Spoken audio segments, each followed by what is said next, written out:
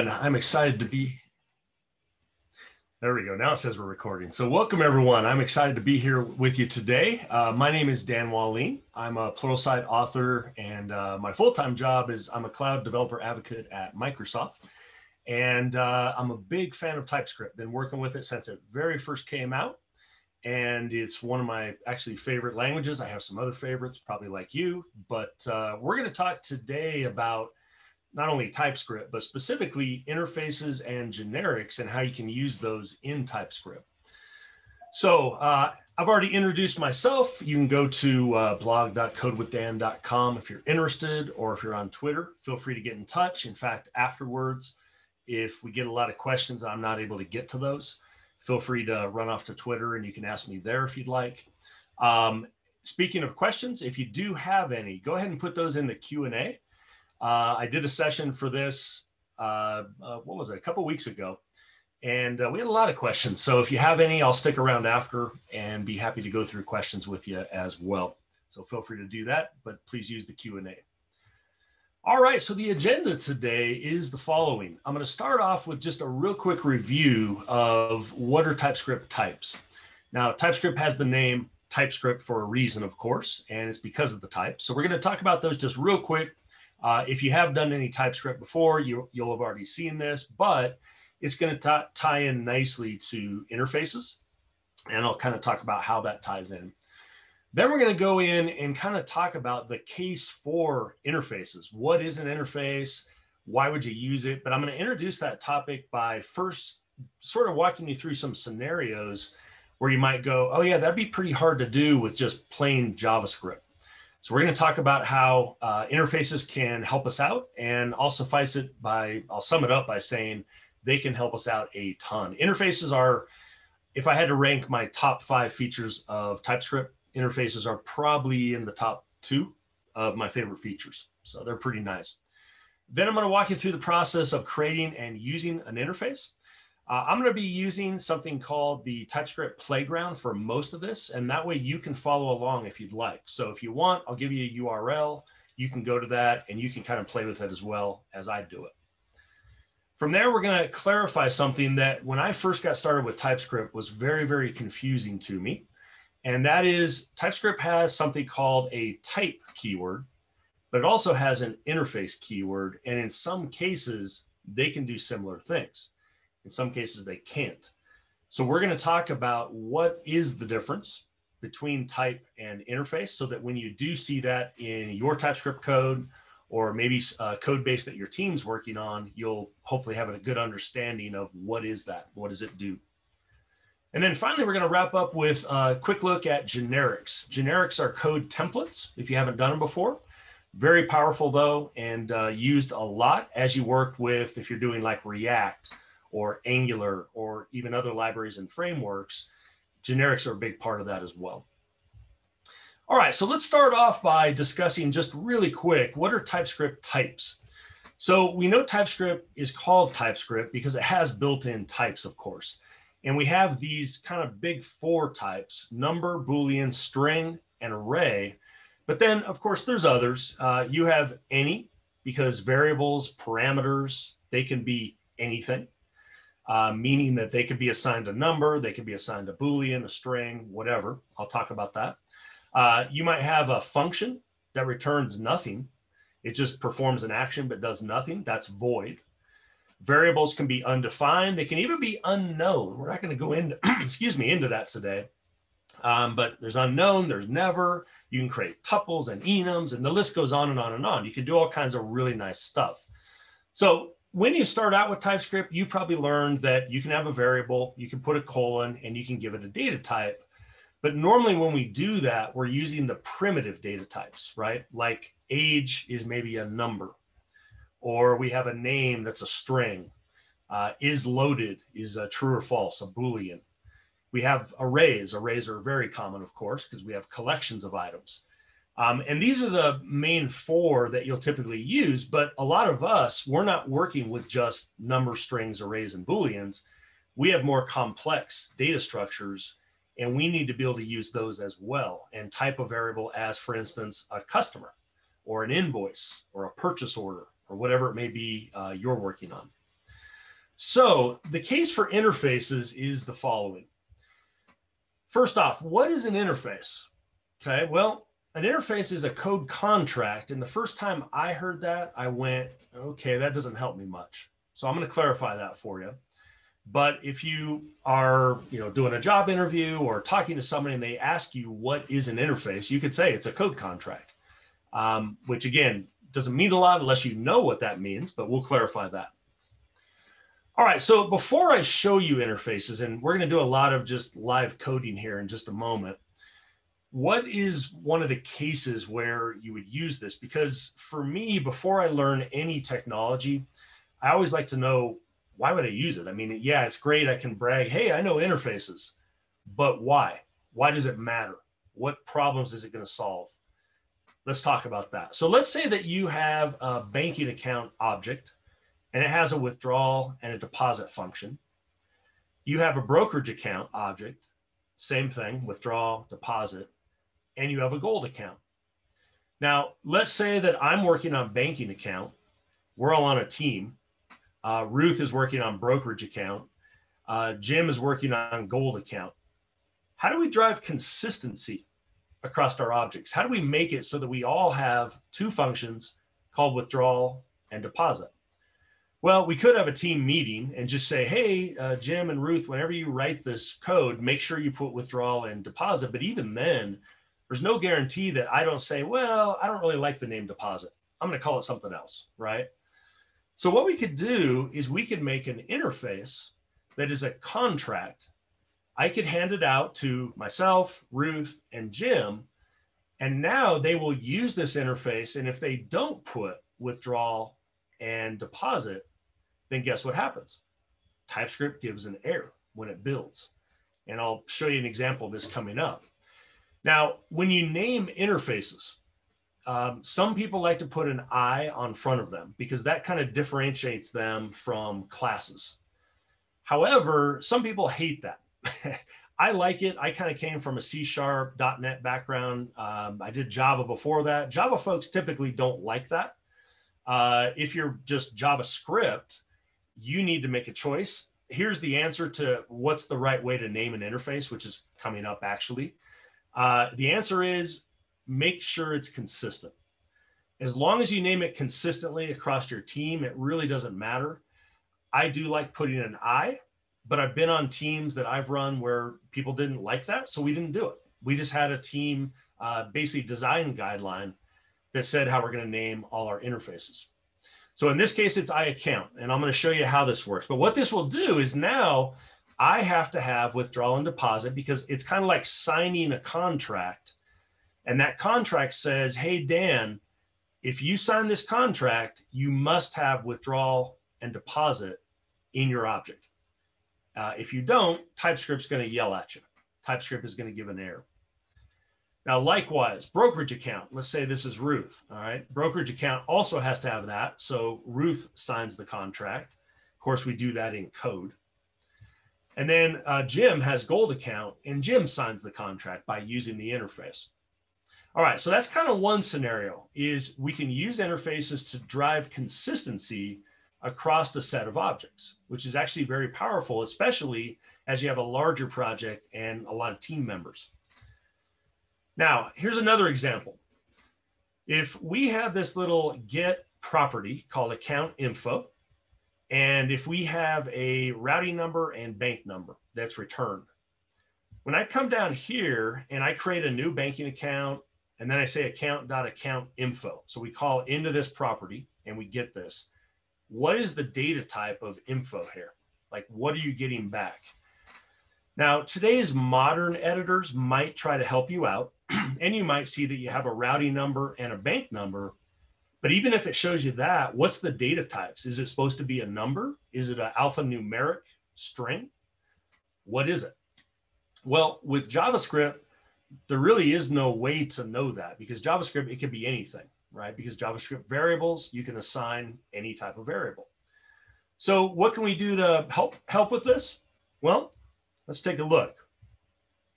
What if I did this? What if I said that this property returns an I account info? Now, what is iAccount info? Well, let's say it was defined this way. Let's say routing number was defined as a number, but bank number was defined as a string.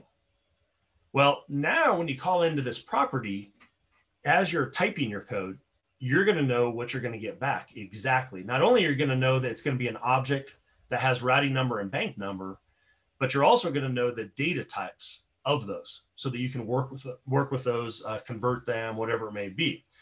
So it'd be kind of like be doing this. When we call account.accountInfo, it calls into here. TypeScript goes, oh, this returns an iAccountInfo or account info if you don't like the I. And then notice here that it then says the shape of that data. So again, it's kind of like a contract that says, if you call this property, I promise to give you back an object that has routing number and bank number. And I will give you the data types. Now, this variable we now know is an account info, an interface. Now, you don't actually have to type this code right here. And the reason is TypeScript has something called type inference. And if you've been using TypeScript much, you probably know this. But if you haven't, type inference is where when you call a function or you call a property or you assign like a string to a variable, then it just automatically looks at what's being returned from the function or what's being assigned, and it figures out the data type. So in this case, this code right here is redundant. I don't really need it. And the reason for that is because it will see this and go, oh, I know what it is. And so I could just say let info equals account.accountInfo. And again, I'll run some examples here once we get through the scenarios. All right, so that's another scenario. Now, the final one is something I've run into a lot. You're working with maybe a third party, we'll just call it plugin. Back in the day, I used to do a lot of jQuery, long time ago. The good old days, right? And you used to have these little plugins you could use for like calendars, data grids, autocompletes, things like that. And you'd have to initialize the plugins with some settings. You know, what size do you want? Maybe you override colors, stuff like that. If I were to give you this scenario here and say, okay, go ahead and use my object plugin, what would you pass in for settings? And I think most of us are going to go, I have no idea. I'd have to go look at the docs, or I'd have to go look at the source code of this, and I'd have to figure out what are the properties of the settings object. It's kind of hard to know at this point, right? So what if we did this though? What if we said settings is of type iSettings? And again, I for interface. And what if settings had a title and a position, and maybe title is a string, position is probably a string, or it could be a point, maybe an X and Y point. Now it'd be very clear how we could use this object, because the interface would define that you're supposed to pass a title and a position into this. Okay, so that kind of sets the stage. Now, I have a bunch of slides. I'll give you a link to the slides, by the way, at the end, but death by slide is a hard way to die. I don't want anyone dying from death by slide. So instead, what I'm going to do is, and I'm zoomed in, so you won't see playground. Oh, no, actually, yeah, there we go. You'll see it there, but if I zoom in one more time, it'll go away. But if you go to typescriptlang.org, all right, typescriptlang.org, then you're going to be able to click on Playground. Now, I'm going to zoom in just a little bit more, and Playground, not super responsive. It goes away. But this is the official TypeScript website. You'll notice that you can learn about how to get started with TypeScript. You can go to the docs. They have a book about it, a handbook, community information, tools, and then Playground is also there when you're not so zoomed in like I am. Now, what I'm going to do is let's create just a function called my plugin that takes settings. And then we'll just put a comment that says plugin does something here. Now, you'll notice first off, I'm in TypeScript. In fact, I'm on the latest version of TypeScript, 4.3.5. Notice how settings is red. All right, settings is declared, but its value is never used, and settings implicitly has an any type. Now, let's go ahead and we will just log so that we can use it. We'll log settings like that, but still it's red. Now, first off, let's clarify. Some of you have probably got this error before. Parameter settings implicitly has an any type. Well, TypeScript is saying, I don't like this because you are implicitly saying this could be anything. It could be a string, it could be an array, it could be anything. The reason for that is if we come up to the TS config, if we come on down here just a little bit, you'll notice I have some strict, like no implicit any. Now, if I turn that off, I can fix this, but you don't want to turn that off. This is a good thing to have. Now, I could fix it by cheating, and we could do that. All right, but now when I call this function, look what it says I'm supposed to pass. So now again, I'll ask you, what is settings? And you're going to respond with, it's anything, Dan, it says it. Okay, fine. What are you supposed to pass though? Let's say it's an object. What are you supposed to pass as the properties here of the object? And we don't know. Okay, so let's fix this with an interface. So I'm going to come on up and we're going to do an interface, and I'm going to add an I just so you know it's an interface, even though everything's right here.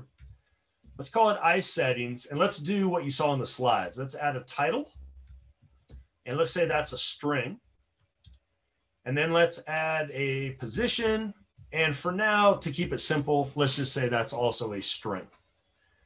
Okay, now I'm going to change this any to an I settings. Okay, so now when we mouse over it, notice that it says settings is an I settings, but what's so powerful about this is now when I do my plugin, well, let me back up there and let's put this again. Notice it says I settings. Now you may say, well, that still doesn't help me much. Well, it kind of does, because if you're in an actual code editor, you can now right click on these things and say, go to definition. And go to definition will then show you, oh, here's the interface, here's the contract, here's all the properties or functions or whatever it may be that you may need. And Andy, excellent question. I will address that coming up. Excellent question. So let me come back to that. Now, let me go ahead and first off show you, though, that if I try to call this function and I pass an object, notice it's red. Why? I didn't follow the contract. What's the contract say? I must have a title and a position. Okay, so let's put a title, but let's put a number for the title. Let's put a position, and we'll just say, I don't know, we'll just put something like that, something simple. All right, now position looks good, but notice title is not. And again, if you've done any TypeScript before, you're probably used to this. This one's pretty simple. Type number is not assignable to type string. Okay, so we can fix that. Title, and we can just put my title. And there we go. So now, as my team is working with this, it's very clear that you must pass some type of object that has a title and a position. And if you don't, like if I take this out, watch what happens. See how it goes red. So I like to say this adds guardrails. If you're ever driving down a road that's really curvy, has a lot of cliffs on it. I live in Arizona in the United States, and Arizona is famous for the Grand Canyon, but we have a lot of other canyons. So when you're driving, there's a lot of cliffs in, spots. So we have guardrails. Well, that's what this is doing. This is adding the guardrails and saying, hey, Dan, you're about to crash off the road of TypeScript. Please fix yourself, adjust yourself. And then, of course, I'd have to add title. Now, that would be one example of an interface. I've now defined a custom data type. Now, let me go to Andy's question. Why not use a class instead of an interface? And let me answer that by showing you something. So in the TypeScript playground, you'll notice this little arrow. I hid this, but normally this will be showing. This is the JavaScript that gets generated. Now, do you see anything missing there? The interface. What I like to joke about interfaces are interfaces taste great, 0 calories. Taste great, 0 calories. That sounds like some soft drink out there, but interfaces are development time only. They will add no size to your JavaScript that ultimately is going to ship and run in the browser. Okay, so that's why I say taste great, 0 calories. They taste great because if I mess something up during development, it's going to tell me, so that tastes great. But at runtime, excuse me, at runtime, it's 0 calories. There is no impact at all on the runtime performance size of my JavaScript files. And normally we're bundling with, Webpack or Parcel or something like that. In this case, it's just raw output, but no interface. Now, Andy, that still doesn't answer your question. So let me answer it by doing this. We'll just call it, well, we'll leave it as iSettings just to not mess up things. Now, in this case, I just need to assign because it's now, it could be a runtime object. So notice there's 2 answers to this question. Number 1 is if you need to instantiate, and that's bugging me, so let's just fix it. There we go. If you need to instantiate settings, new it up, in other words, then you're going to need a class because interfaces never see the light of day. They never make it into the browser. Classes do, of course, because classes could be used as a runtime. So for example, I could do this, or I could do this. And then I could say my settings dot, give the position, and my settings dot, and give the title. And then I could pass my settings. So if I need to be able to create the object instance, then a class works great. If you're using classes, you could also use functions, by the way, to do something like this. So if you're anti-class, because there is a crowd that is anti-class out there, you could do that. But what's the difference then? So to answer the question, Andy, number 1, classes make it into the JavaScript that goes to the browser. So it is going to add to the size of your bundles. If you need to new it up, that's no big deal because you need it. But if you're just using it for the data type, and that's all, you're not going to new it up. Instead, you're going to do, let me go back to what I had here. Instead, you're going to do this like that.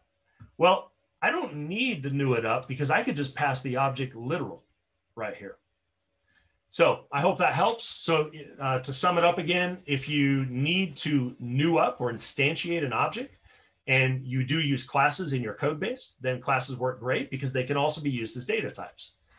But if you only need the data type, the shape of the data for development purposes only, go with an interface. Why bloat your code if you don't ever use that object in your code? Makes no sense, right? You might as well just do what I did here. So excellent question. All right. So moving on, let's talk about some other scenarios here. Now, this would be one where we pass in a settings, but let's say that my plugin passes in, I don't know, passes back, I should say, a plugin object. Well, if this is an object that is just an object literal again, and I don't want to bloat the size of my JavaScript code, and when I say bloat, it's not like it adds that much to the JavaScript, but it does add, okay? Whereas an interface adds nothing. So I'm going to give you 2 options here. I could do iPlugin, and let's just say this has maybe the name of the plugin, and maybe there's a init function or something like that that returns void. Okay, so it has 2 things it returns me. It returns an object that has a name of the plugin and it has an init. Now here, notice it's red because I never returned anything. Okay, all I did was a console.log on the settings. So now we could return an object, but now the guardrails go up and I have to put in the name. Oh, let me name it something else because name is window.name. So let's call this plugin name just so it doesn't get confused. My plugin, and then we could put a function init that does something. I'll just comment out console.log started. Now that would be one way to handle this. Now I know the shape of the data coming back. So when I call my plugin, and if I say let my dash plugin, let's say equals, if I mouse over this, well, actually it doesn't like that. So let's just do that. There we go. Notice the data type there. iPlugin. Now I could right click on that if I'm in an editor, and I could drill into it and find out that, oh, I'm going to get back a string and I'm going to get back an init function. And now I could say, plugin dot, and there it is. Look at that IntelliSense, that code help I get. Whereas if this was an any, let's go ahead and make this an any really quick.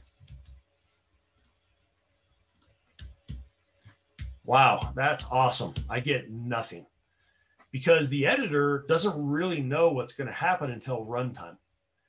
Okay, so this is where TypeScript really shines, because now at development time, let me go ahead and change this back to an I plugin.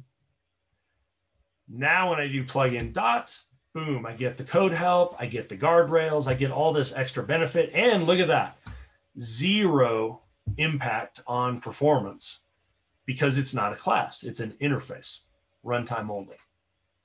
So we could call it init or something like that. Okay, now if I needed the plugin as an object instance that I need to instantiate myself, then again, we could always make this a class. I probably wouldn't call it iPlugin, I'd probably call it plugin, and then I'd have to fix this. But we could do that. Just keep in mind, it's gonna influence the size of your bundle. Okay. So if there's any questions on that, feel free to add them into the Q&A there, and I'll be happy to go into that a little more. Now, I want to go into a little more simple example. Let's say that you're creating a customer, and this customer has first name and last name, like this. Now, that's great, but what's the data type of customer? Well, it's an object, okay? It's basically kind of like doing object right here, or we could even put any.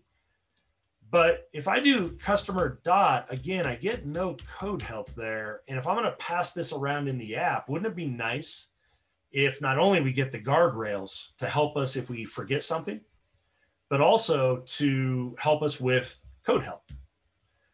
So let me go ahead and let's do the same thing you just saw. We can do an interface or a class. Again, it really depends on what you want to do. I'll even show you we can do a type a little bit later. But we have an interface here. And let's call it, I'll just call it customer. For those that don't like the I, you don't have to put the I. And we'd have first name, string, last name, string. And there we go. There's another interface. Now, if I mark this as a customer, this changes everything. First off, if I forget that, this goes red and it says, hey, you're missing first name. Okay, I broke the contract. So it's kind of like the bank is going to come after me and, repossess my car or something. It's the TypeScript compiler, fortunately. So that's a benefit. That's the guardrails. And then also when I hit dot, look at that. First name, last name. Beautiful. All right, so that'd be another one. When you're defining variables, oftentimes it's nice to know when you're working with the right shape of data. How many of you call in to a RESTful service at work? And I'll bet you the answer is a lot of you. A service that you pass it something, it gives you back a JSON object. Well, a lot of times it looks like this. Let my data equal, I'll just call it get data. It'll probably be async. So we'll say get data. Maybe I pass in an ID or something. Normally you do this and then my data is just an anything. Well, what if the data that the service returned, what if you made an interface? And what if it was a customer that's returned? Now this is going to stay red because obviously I don't have a get.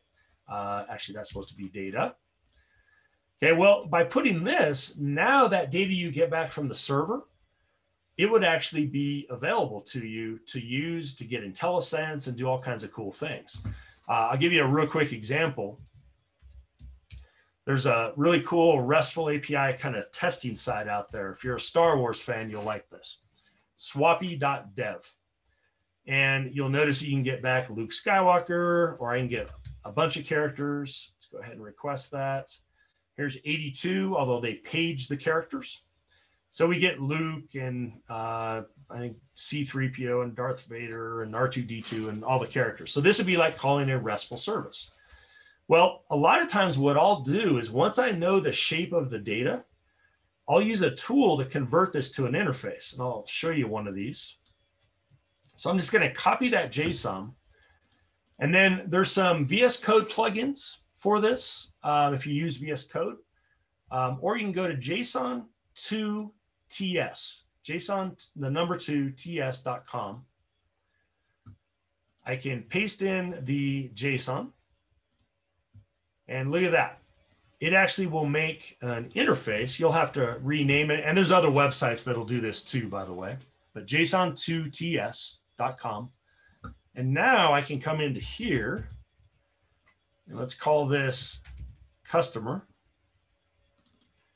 I'll take out the export for now. All right, and there we go. So now my customer has all these properties. Notice it's red. There is no first name. Now I'd have to go in and fill out name, height, mass, hair color, all these things. Okay, and that would be another example. Now let me real quick switch to questions here. Can you define functions inside the interface? No. So that is an excellent thing to talk about, anonymous attendee, since I don't know your name. Let's just say we had a IFOO interface. When I did init earlier, like this, and I said it was void, or maybe it returns a number, who knows? No, an interface never, ever has real code. An interface is just defining the shape of data. That's all. Think of it as it's like defining the API, but it doesn't define how to use the API. All right. Whoever implements the interface, they would have to do that. Now, let me real quick, we're going to cover this anyway. So let me keep going on this question because it's a good question. Let's say I had a class called foo that implements IFOO. This is how you implement an interface if you're using classes. Now, notice this class is now red. Go ahead and read that error real quick. It says property init is missing. So with an interface, you will define the function if that's what you need in your interface. Whoever implements the interface is then going to be in charge of implementing the init function in this case. So now I'd have to come in and say init, and then we could just add a quick initialized or something like that. So that would be an example. Now look at the code on the right though. See that? There's no interface. That all drops off because the interfaces are TypeScript only. They help us as developers. They have zero impact on performance. So hopefully that helps out with that question. Good question. Okay, Indrajit, let me come back to that one because that one I can't really tie into this demo. Excellent question. Let me see if Raimondas, I don't know if I said your name right. Cool name. I haven't heard that one, by the way. Raimondas, I don't know if I'm doing that right, but let me answer yours because that ties into this. Remember how right in here I said we have a problem now because now my customer has 1, 2, 3, 4, 5, 6, 7, 8, 9, 10, 11, 12, 13, 14, 15, 16, about 16, 17 properties.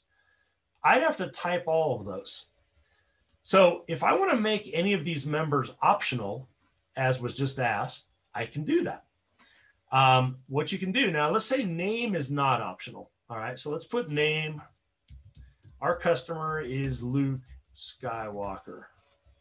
All right, height. Well, let's say that's optional because I don't know, maybe certain species you don't measure by height, it's by width or something. Who knows? Maybe they're super low to the ground. I can put a question mark. So for anything that I want to be optional in an interface, and this is a powerful feature. Now notice how this is red right now. I'm going to make all the rest of these optional real quick. In fact, we don't really need all these. Let me just clean this up. There we go. Now notice the red went away. I satisfied the contract. Okay, I said that you must have name, but you don't have to have height. Now, if I want to add height, let's say Luke is, I have no idea. We'll just say 6 feet. Oh, whoa, I'm in US. That's just wrong, right? We'd have to do metric. Well, anyway, 6 meters would be a bit out there, but hey, we'll pretend Luke's, big guy. That would be an example of that. Now, if I want to make it where it's not optional, of course, I just take that off. Now, if I don't put height, this goes red and it tells me this is the guardrails. Hey, Dan, you're driving off the road. You're not doing this right. And so now it'd be on me to fix it. Pretty cool. All right. So hopefully that helps. Let me close this and this.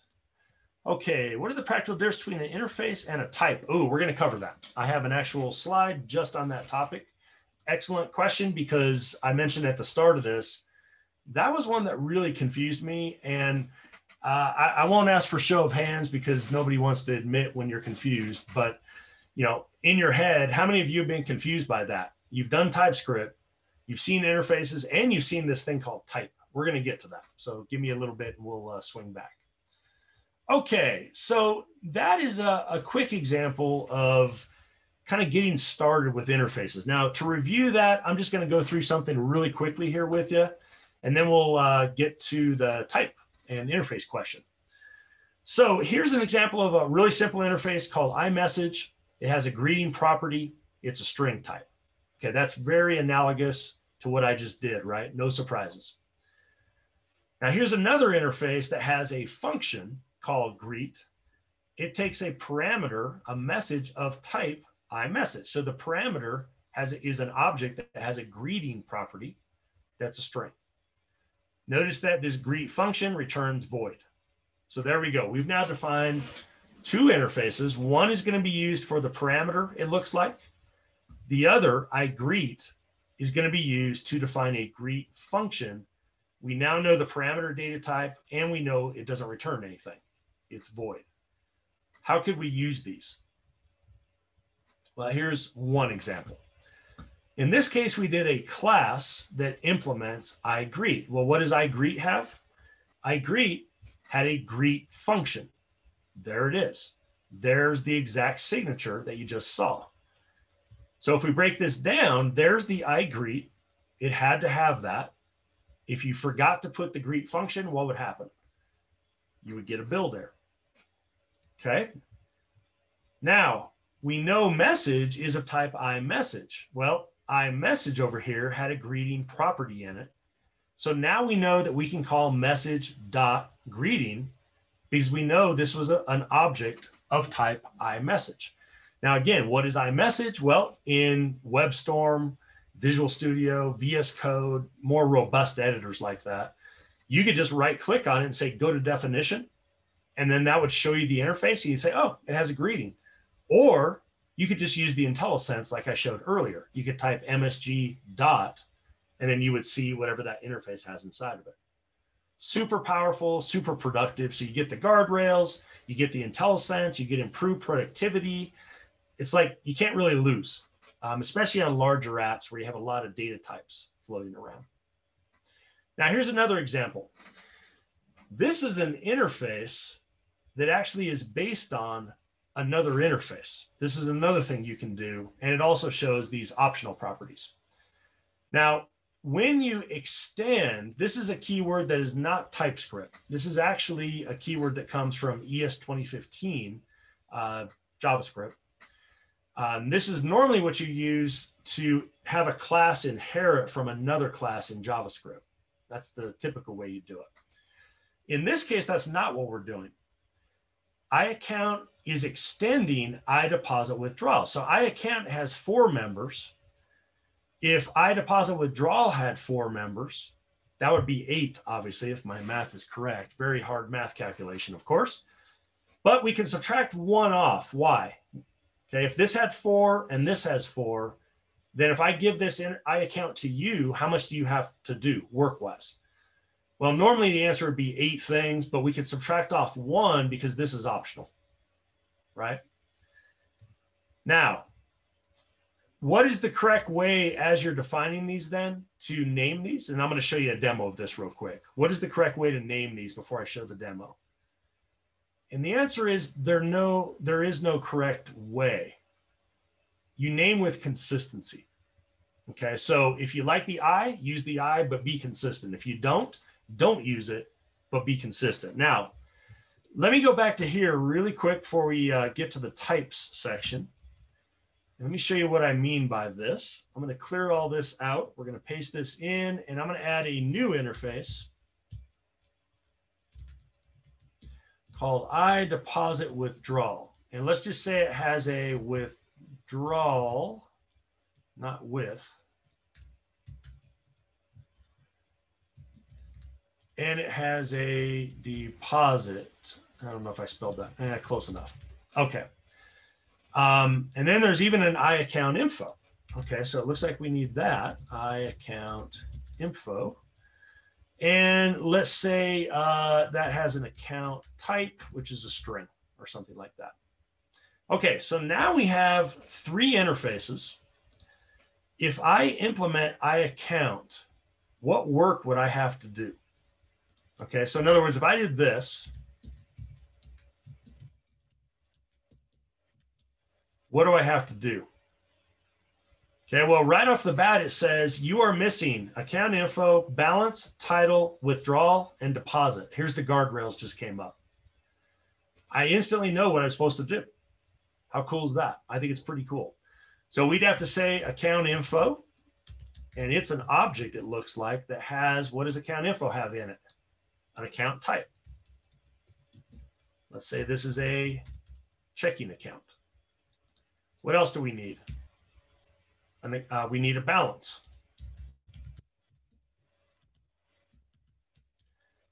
We need a title. Okay, am I done? Okay, I could leave this out. It's optional. What am I missing? Well, let's mouse over. Withdrawal and deposit. Okay, I also have to have those functions. Now I'm just going to fake those, do some real simple ones. Okay, so the reason I want to point this out is if you're an architect or a team lead or just kind of the person people on a team look to for guidance, and you're designing the data types of your app. Okay, now this could be a Node.js app, it could be Angular, it could be React, it could be Svelte, it could be anything, TypeScript runs anything that's JavaScript, obviously. You can now break down your interfaces into little bitty puzzle pieces, and then you can start to put those puzzle pieces together to build bigger interfaces. That's what I'm doing right there. Okay, so now anybody that uses iAccount, they must also satisfy this. So it's not just these 3 things they need 5 things in this case. And that's exactly what I've done right here. Okay, let's see here. We're going to get to that one. Yes, you can. Excellent question. Tazif, I'm probably not saying your name right, so sorry, but excellent question. Yeah, you can. So the question was, can a class implement multiple interfaces? Yes, it can. I'll just make a class that implements iAccount, and let's just pretend it also, you just put a comma, implements iAccountInfo for some reason, because that's what I have to work with. Well, now I'd have to satisfy both of these. I'd have to put all this stuff, plus I'd have to put that as a property. So the more commas you put, the more you actually have, the more code you have to write, the more implementation, we call it, you have to do. So excellent question there, Tazif. Answer live. Okay. All right. So we're getting close to time here because I want to leave questions at the end, but it's good you've been asking questions during. So excellent. So let's move onward and upward here. We already did that one. All right, let's go to here, and then we will do a quick review, and then we'll talk about types. So would you use an interface or a class if you need to create object instances? We kind of already answered this because there was a good question. Would you use an interface or a class if you need object instances at runtime? And the answer is a class, because do interfaces ever make it to the browser? No. Okay, we've already shown that. Let's go back real quick. And I have a bunch of interfaces here. Look at the code that was generated. That's it. All the interfaces are stripped out. Tastes great because you get guardrails, you get help, you get IntelliSense, you're more productive, but there's zero impact. And again, if I needed to create an instance of one of these, then I wouldn't use an interface, because you can't instantiate an interface. You'd have to have a function or a class to do that. All right. So we already answered that. Use a class in that scenario or a function or whatever you prefer that you can instantiate. Functions work fine for that as well. Okay, so quick review of the features here. Interfaces are code contracts. They define the shape of the data and they can help you drive consistency across your code base. Because if somebody forgets to put a property, it goes red and it won't compile. Classes can implement one or more interfaces, as we just talked about there. Excellent question. And tastes great, 0 calories, right? 0 impact on runtime performance because these are development / compile time only. That's the only time you're going to see interfaces. All right, so let's get to, I don't know if I'm going to say it right. Oh, no, it was a anonymous attendee, actually. I can say that one. The question was, what are the practical differences between an interface and a type, which is an excellent question. Let me show you.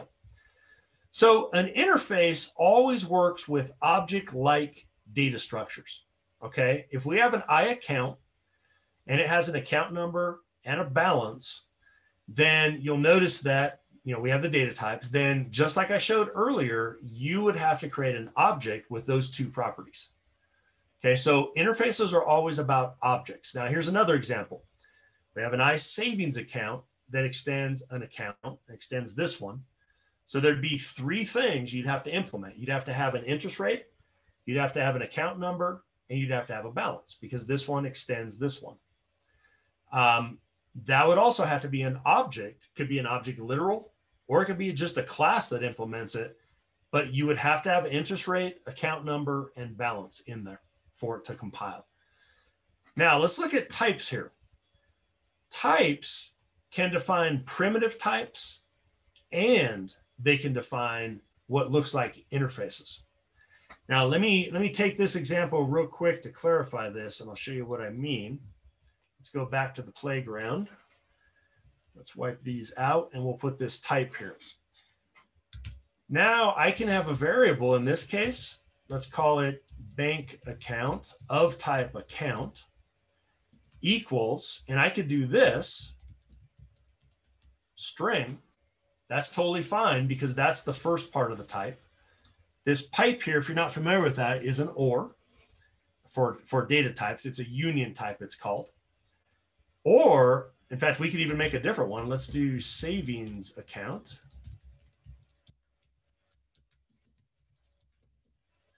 Now I could do this one.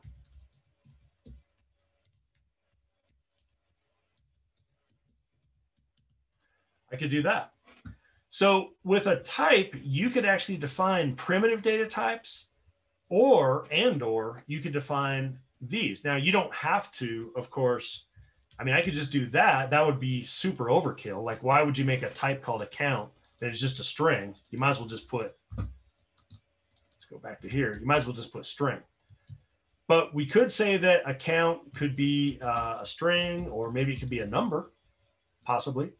Maybe it could be a string version of it, or it could be a numeric version of it. And now I would have some custom data types. So I can use primitive data types with type, but I can also do this. I can do complex data types like you see here. You can't do this part with an interface. In fact, there's my guardrails. Notice I said it's a number. I made a string, so we need to fix that. There we go. What's wrong here? Oh, that's account, not account number. Let me do account number. There we go. Okay, so let's go back now, and hopefully that clarifies a little bit. If you're just working with objects, which mostly I am, to be honest, and you just want to define the shape of the object data like we've been doing this whole presentation, then interfaces are great for that. If, however, sometimes you need primitive types, or maybe you need complex types, then you could use a type. Either way would work in that case. Okay, so hopefully that helps out a little bit there. All right, and on the questions, I'm going to finish up. We have one more little thing on generics, which is quick. I'm going to finish that up, and then I'll stay after to answer questions, so we make sure we don't go too far over here. Okay, so if you ever see type, just know that if they did it and you look at it and you go, gosh, couldn't you have done an interface for that? Well, like this part down here at the bottom, yeah, instead of using type, I could have just made this an interface. But in this case, I couldn't have, because I said it could be a string or it could be a complex type. Therefore, you have to use the type keyword in that particular example. Jamie, that's a good question. If type does both, why wouldn't you just use it all the time? And I think the answer is you could, first off. A lot of people, though, have a background with interfaces, and interfaces just feel more natural. If I'm only working with objects, then I just prefer to use interfaces, but that's just personal preference. If you prefer to use type for that, go for it. That would be totally viable. That's a good comment there. Yeah, either way would work in that case. You do get a little bit more flexibility with the type keyword. All right, now, actually, this one is bonus. I'm going to skip over that one, and we're going to go to, this is just another way you could use types right here. I'll let you, we already kind of demoed that. So let's wrap up by talking a little bit about interfaces. Now we're going to kind of change gears here. We were down the interface road, and now we're going to switch tracks, I guess you could say, if you're on a train, and talk about interfaces. So first off, what is a generic? And the answer is it is a code template. Now, again, when I said what is an interface, if you were new to interfaces, I said it's a code contract. That probably didn't help, but I hope now you get the idea a lot better. We're going to do the same thing just real quick here with generics. This one's going to be a lot shorter, though. It's a little quick section. But it's a code template. Now, this is something that, like interfaces, many other languages have.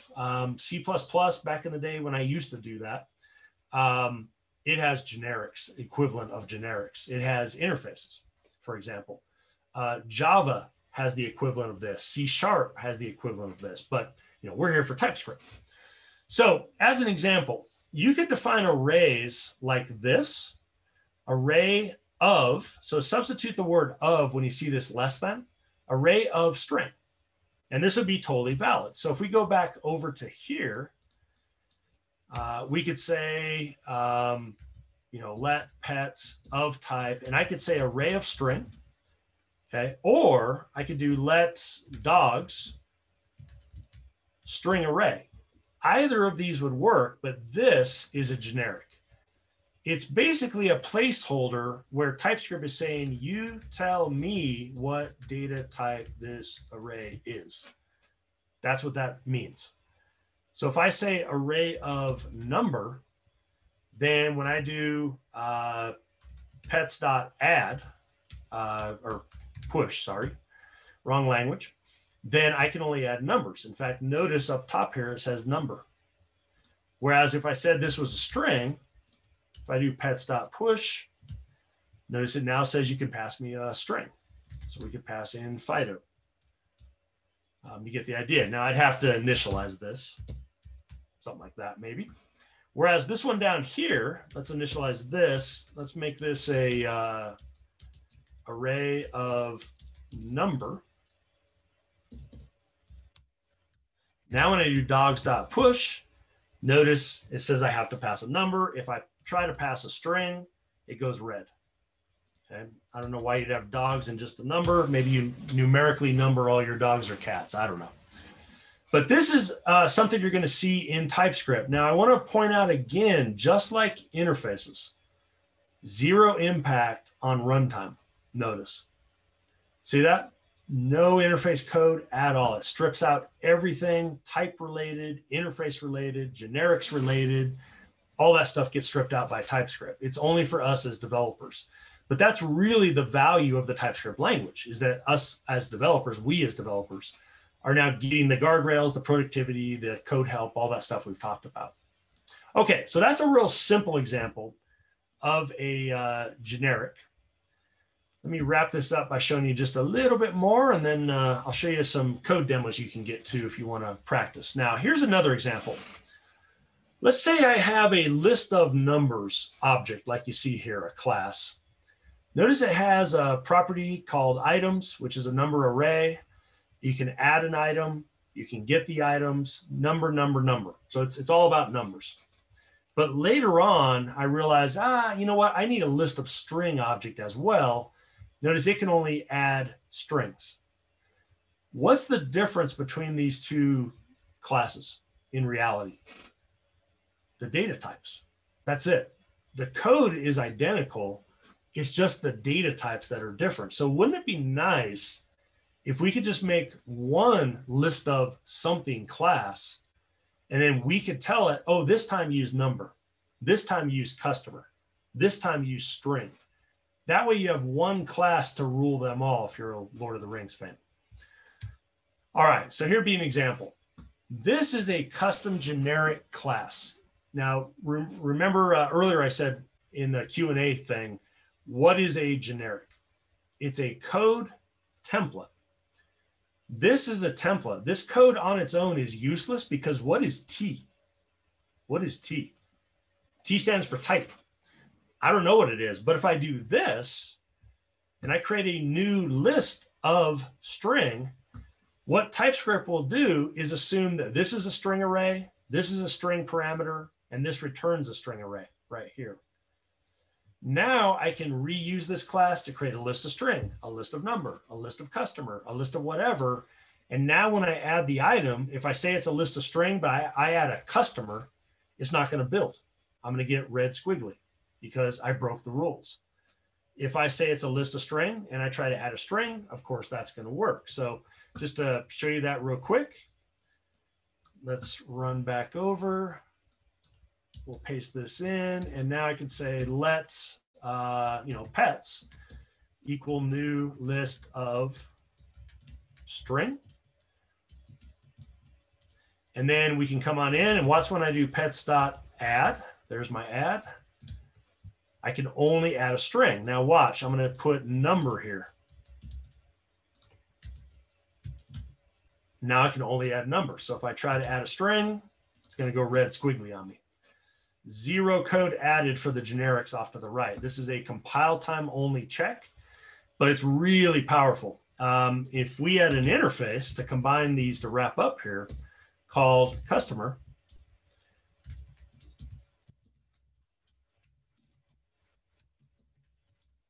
now if I say new list of customer, what can I add? Only something that satisfies that interface. A customer. So now I could add an object. I could new it up. Well, I can't new it up. It's not a class. Sorry. I can't in this case. But in this case, we could do this. And there we go. And now I could add add in a type of customer into my list. So this is a really powerful concept. It's not something I use every single day, but if you work with certain frameworks and libraries, React, for example, React, if you use TypeScript, uses generics. If you work with Angular, for sure, uses generics all over the place. In fact, Indrajit, we'll get back to your question here at the end, and observables, for example. Angular uses observables, and they use generics for that. All right, so that is an example of what generics can do. You can even use generics with functions. You can even have a function of type T where we don't say what the parameter is. This is a template, but as a developer, I could do this. I could say process data of number. Now we know we can only pass a number into this. That would be another example of a generic. And then it would kind of be like writing this code right here, but now we can just reuse it. I could say process data of string, process data of number, process data of whatever you want. Really, really powerful. All right, so to wrap up on this, and then we'll do a final wrap up here and take any final questions. So generics provide reusable code templates. They're definitely not something you have to use. So if you're new to this and you don't feel comfortable with them yet, don't feel like you have to. It's just like interfaces and types. They're optional. You never have to use any of this stuff. However, it's kind of like the Batman tool belt. The more you know about this and interfaces and types, the more tools you have at your disposal. Provides more flexibility when working with types, as you saw with the list of string, list of number, list of customer. You can use it in many different ways. So you only write the code once, but you can reuse it. It's only compile time, has nothing to do with runtime. All right, generics are not a JavaScript feature. They're a TypeScript feature. And then you can use them with classes. I showed you that. You can use them with functions. You can use them in variables like arrays. There's lots of ways. And one of the reasons you'll find generics used is a lot of times when people don't know what a data type is for a function, for example, they'll put any. But as soon as you do any, you're stepping out of TypeScript and kind of into the realm of JavaScript again. And any means what it says. It can be anything. And that's not so great if you're using TypeScript because we want the guardrails. That's where, again, instead of like a list of any, because I could have made a list that just takes anything, but then you're not going to get the nice IntelliSense. Whereas with the list of bracket string or number, I can use it in many different ways. So it gets rid of that any keyword. Now, code samples of this stuff. Let me I'll show you a project really quick here. I'm going to give you a link to the slides in just a moment as we answer questions. I'll leave that up. But this is a repository I use in all my workshops I do at conferences and things like that. You are free to take anything you want from this. There's a ton of demos in here. I'm going to show you really quickly just the structure of it, and then we'll take final questions. All right, so before I go to this slide, let me just show you this project. So if you go to that repo, and I'll give you the link again to the slides in just a moment, which will have a link to the repository. You'll find examples. This is where all the examples are. Lots and lots of examples in here. If you want one that's pretty robust, this is from a TypeScript course I have. Where's it at? There it is. This object-oriented one solution. This is a little more robust project that uses interfaces and generics and all kinds of fun stuff in it, if you'd like to run that. To run these, like this one, if you go to the solution, if you see a README, just follow the instructions in the README. If you want to run the general demos, all you have to do is npm install and npm start. Super easy, and you'll be off and running. Okay, so to get to all of that, you can go to this link here. This is going to get you to the slides. The slides will then have the link to the GitHub repository, and you can check that out. All right, so let's go back to questions here. So Indrajit, you've been patiently waiting. The question is, what are observables and promises? What is the difference between them? So this is a little outside the scope of interfaces, but I'll address it real quick. So an observable, let me back up. Let me give you a story. Let's say we are sitting on the side of the road and we are watching cars go by.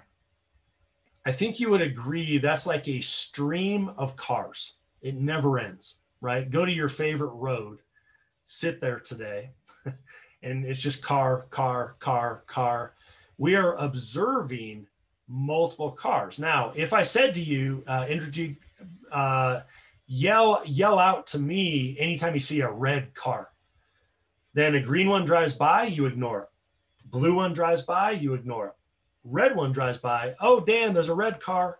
You're observing the car. So observables allow you to observe multiple pieces of data over time. A promise allows you to wait for some data to come, but only one piece of data. So what I mean by that is it would be like I say, go out to the street and watch for cars. But if it was a promise, you would wait till that first car comes. So it's asynchronous. You're waiting. The first car comes, and then you're done, and then you walk away. Whereas an observable, first car comes, you see it. Second car comes, you see it. Third car comes, you see it. So it's almost like a pipeline, and the cars are driving through the pipeline, and you can look into the pipeline. With an observable, you can see all the cars if you want. With a promise, you get back one asynchronous value. Now, there are other differences, but hopefully that helps you out a little bit. Stream of data, that's observables, a stream of data. Okay, sometimes API returns name, but the interface has a name property. Const customers get customer, not filled. We have a customer name. How do we prevent this? So you'd have to make, I think what you're saying, anonymous attendee, is, in fact, let me see if I can drag this over and then everybody can see the questions easier. I don't know, actually Zoom probably won't show this, but if you can see it, great. If not, I'll just read it again. Sometimes the API returns name, but the interface has a name property. Okay, get customer name not filled. Okay, yeah. So first off, with an interface, everything's going to be case sensitive because I see here that you have lowercase name and uppercase name. So whatever the interface says, if it was lowercase name, it'd have to be lowercase. At runtime, though, if they don't pass you a name, interfaces won't help you there because remember, interfaces are only at development time. So at runtime, if you're expecting a name, but they didn't pass one, TypeScript's gone at that point. Now you're just in the JavaScript world. So now you're going to have to write like an if check, a conditional or something. So there is no help there. Now, what you can do at development time is, of course, if you do customer.name and you write an if statement to say if customer.name, then do something, then the customer.name part could be part of an interface and it could be optional, could have a question mark. But again, that's not going to help you at runtime with your API because at runtime, it's just pure JavaScript. It's not TypeScript. Now, if that's not what you're asking, just re-answer or re-ask that in maybe a different way because I might have missed what you're asking. But is this possible? Type A interface, type 2 interfaces. You should be able to. I don't know why you couldn't. Let's try that real quick. That's easy to demo. Here's the question. We have an interface. And the answer should be definitely yes. I can't say I've tried that recently, so I'm just going to, we'll try it. And the question is, you have a type called, I don't know, my type, and it is customer foo, and that should work fine, and it does. Now I could do let object, and now I could make it a customer.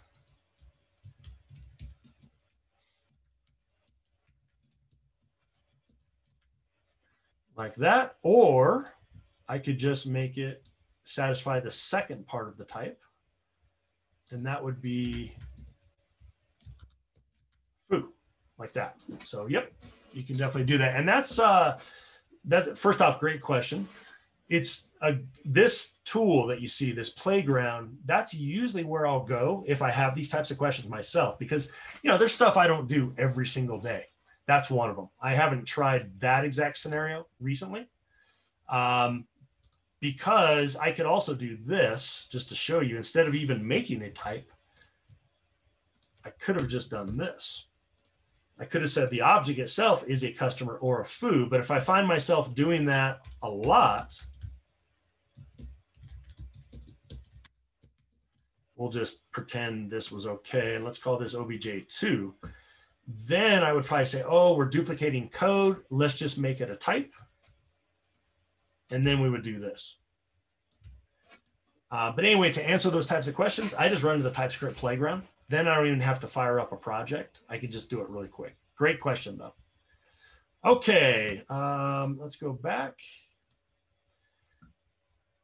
Can we combine them, type and interface? Well, an interface inside of it could use a type. That would be okay. So you could have a property of type, some type, but you can't, if you need primitives and interfaces, like I showed earlier, you'll have to use a type.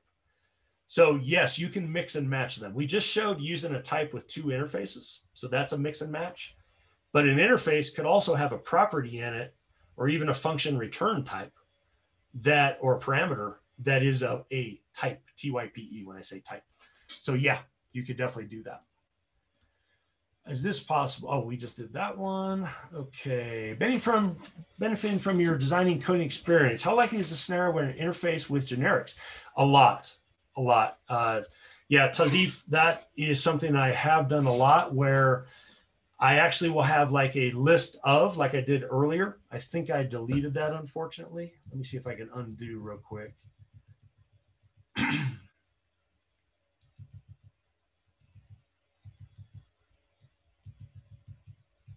There we go, right there. So this right here could be anything right now, right? Now you can even get tricky, and I could even say you can pass me anything as long as T extends customer or implements customer. In other words, that's a little more advanced feature. Okay, What I wanted to show you was this. Here's an interface. And now I'm using that interface to say what you're allowed to add. So yeah, that type of combination between generics and interfaces, I do a fair amount. But again, this could be a class as well, right? We'd have to, because I have initialization on as a setting, I'd have to do something like that, which in this case, we could just do that. Now I could do that too, but now you're going to get that class shows up in the build. Maybe you need it, maybe you don't. In this case, if I never knew it up, I would prefer to go with either an interface or a type. In that case, because it's just an object and that's all it's ever going to be, I prefer interface in that case. But whoever asked the question earlier on, should you just always use type? Go for it. Type can do the same thing. So again, it gets down to personal preference. Okay. Let's see here. How to use generic with an arrow function declaration. Let me see if I can think of a good example of that. So if we had let foo equal, actually, let me go back to the arrow function declaration, a generic here.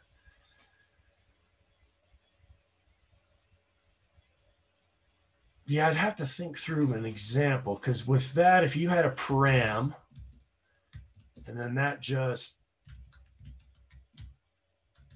let's just call it P, like this. Well, I'd have to give it a data type. We'll just, for now, I'll cheat and I'll do any. Don't try that at home, kids. You can do that, but anytime you do any, you're kind of bypassing the system. In this case, I'm trying to think right here, because normally you'd have function of t like this. I don't know that you can do that here. Yeah, I don't think you can. Yeah, I'd have to think through that. Now, the parameters and stuff, that would be a possibility. I don't think you can do t here. Nope, didn't think so. Yeah, I'd have to think through. That's a great question. I don't know if I have a great answer for you. I'd have to think through a specific scenario, to be honest. So I'm going to have to say on that one, I'm going to say I'm not sure.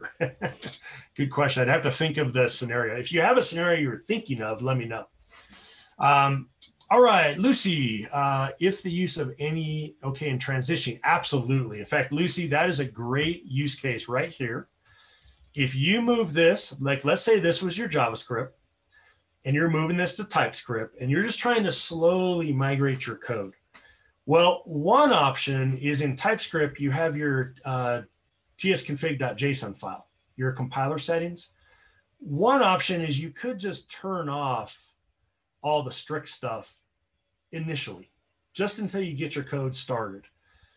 But if you don't want to do that, absolutely, you could come in and, in fact, let me go back to here, and you could just say, for now, I'm just going to make this an any, and later we're going to come back and fix it.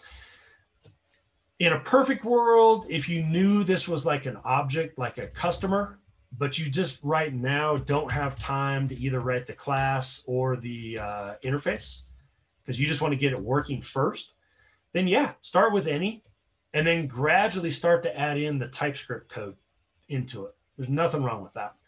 And that's what's so nice about TypeScript. You can use as much of TypeScript as you want, or as little of TypeScript as you want. It's totally up to your team and you. So that's a really good question, Lucy.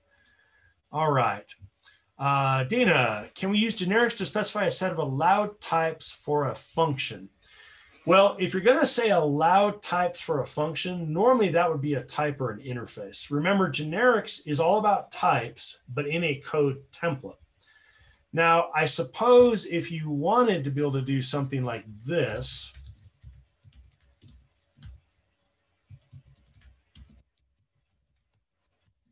I'm not saying this is a good idea, by the way, but you could. Okay, now the problem with this, you see the plus cannot be applied to T. And the reason is this.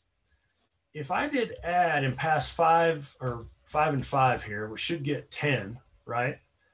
That should work, right? Oh, let me get rid of that. But what if I pass in Oh, I didn't finish my generic. Let me back up. So if I did this, if I did number and pass 5 and 5, then that should work, right? Yeah, it should. Or if I did add string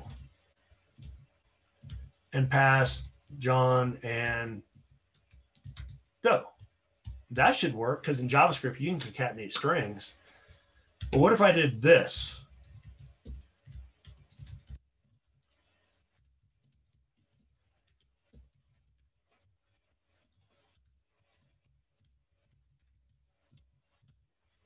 Well, I'd have to do 2 of these, so I'll just paste here. Grab that.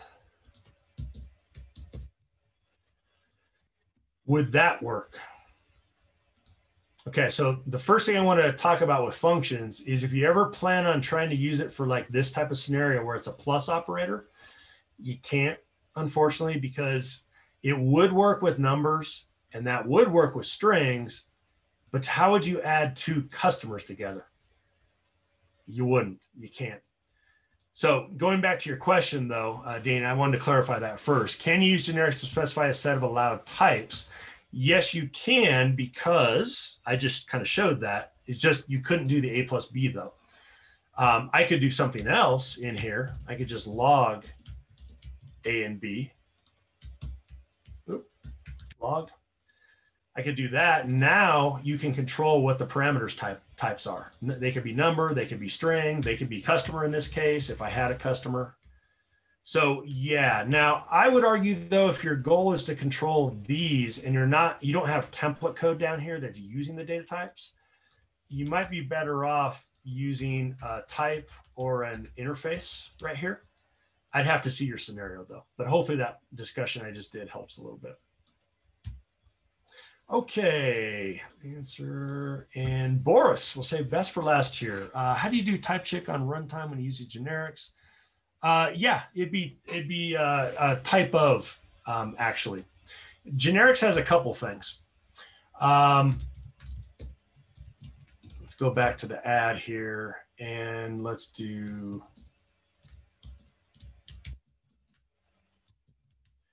One thing that comes up is if you wanted to initialize a variable such as foo, and you want to initialize it to the default of whatever A or B is, how do you know what A or B is? At this level, we don't know. T is unknown. Now, if we came down and said add of number, well, now we know what A and B is. And the default would be 0 of numbers. But if it's a Boolean, we pass Boolean here. What's the default of a Boolean? False. So a little trick you can do. This doesn't answer your question. I just want to show you something real fast here.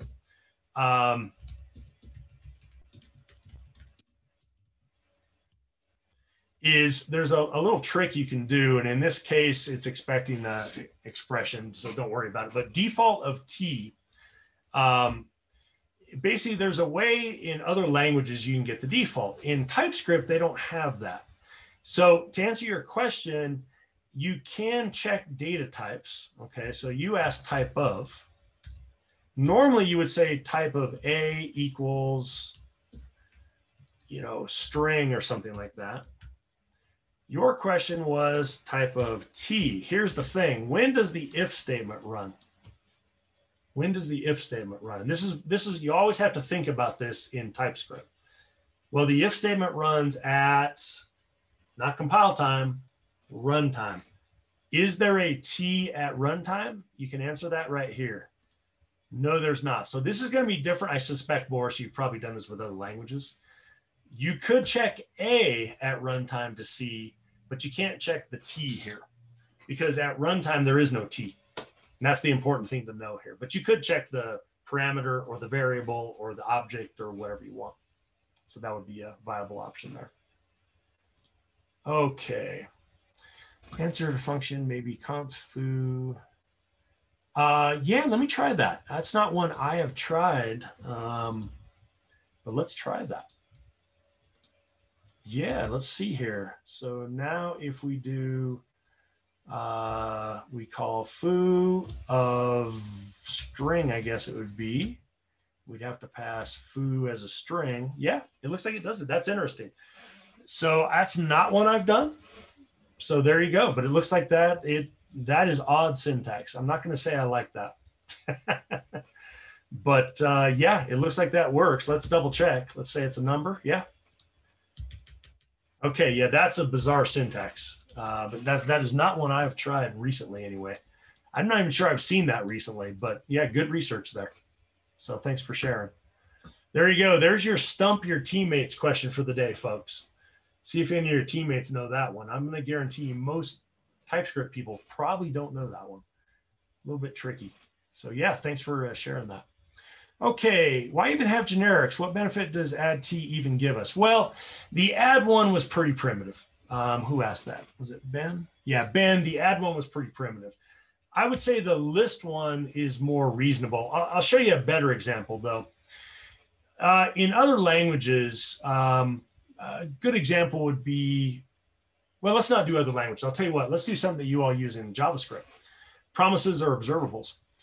If you had a function called get customers, and you don't pass anything in, but it returns a promise. Okay, what data type? Look at the code over here. Now this is built into TypeScript, what I'm going to show you here. What type of promise are we getting back? In other words, it's called get customers, but are we getting back like an array of numbers about customers? Is it actual customer objects? What are we getting back? Well, if we had a customer type,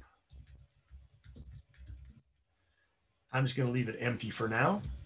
I could do this. And now, whatever I return, I'd have to do my resolve reject, call here. I'd have to use promise to do that. I'm not going to write that. But now, whoever calls this, when they call get customers dot then, what do they know they're going to get back here if I fix this?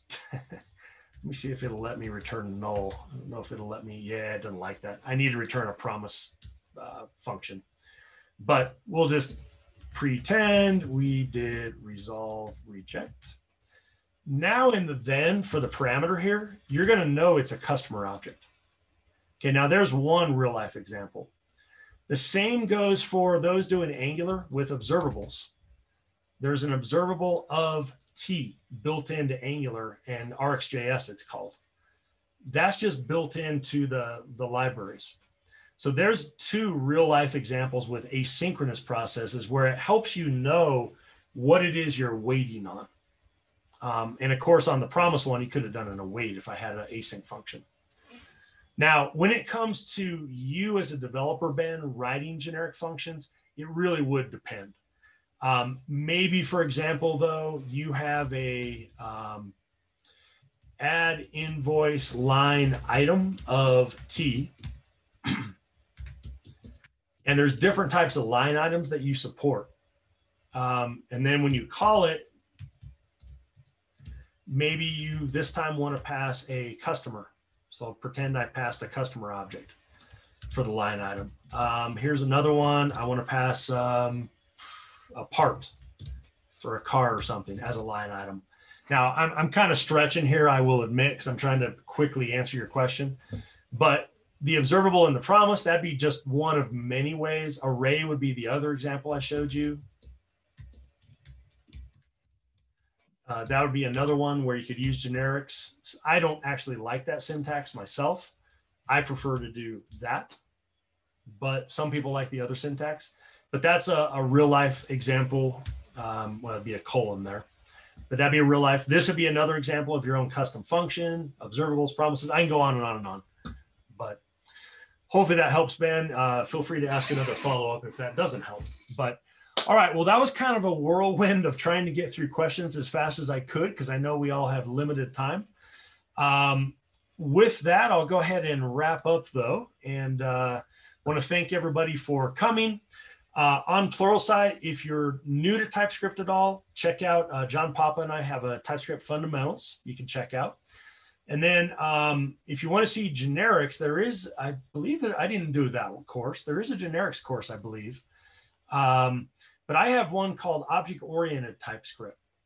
And it goes into interfaces and generics and all this type of stuff. So if you are a Pluralsight subscriber, feel free to check those courses out, and they'll give you even more details than I have time in an hour. So with that, if you have any other questions, just reach out to me on Twitter, just twitter.com/Dan Wahlin. And you can ask there if you'd like. I'll be happy to chat with you there. But here's where you can get the slides and the code. And with that, I will wrap up and say thanks for attending, everyone. It was great to talk with you today.